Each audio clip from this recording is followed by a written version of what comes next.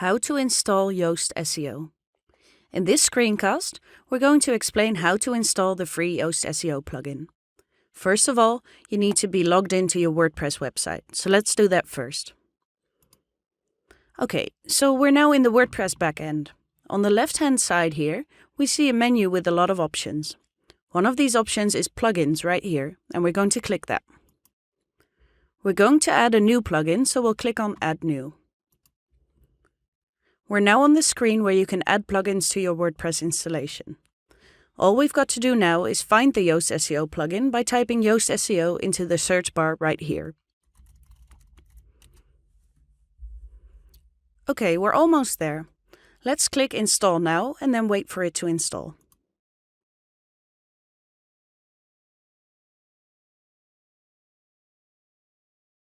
Okay, that seems to be done.